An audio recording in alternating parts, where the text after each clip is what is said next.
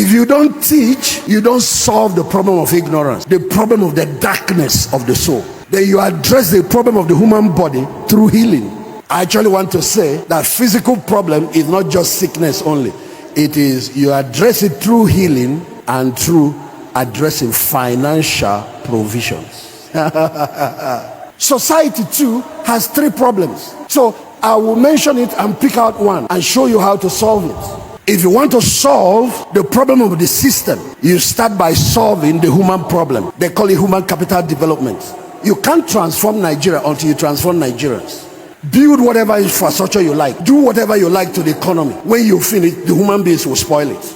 That's why if you want to tackle nation building, the starting point is spiritual, is human development. And when you get to human development, you have to start from his spirit to his soul to his body. So a complete education is one that tackles the moral problem, the decay of the human heart.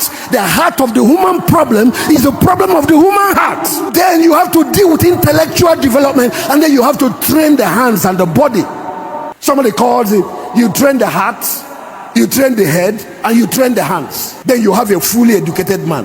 So if you want to solve the problem, if you want to make Nigeria a foretaste of heaven, we have to first solve the problem of Nigerians. We have to solve the human problem. Where do we get the terrorists from? Where do we get the armed robbers troubling our society from?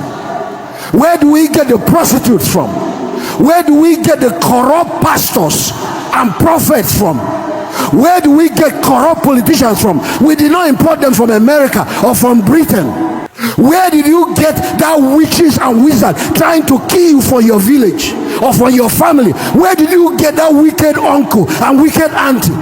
You see now the first assignment of the church. If we don't solve the human problem and help men find redemption and they experience transformation. Salvation is not enough. They have to get salvation and they experience personal transformation. Then you now have assets to the society. It is through those human beings that God now transforms this society.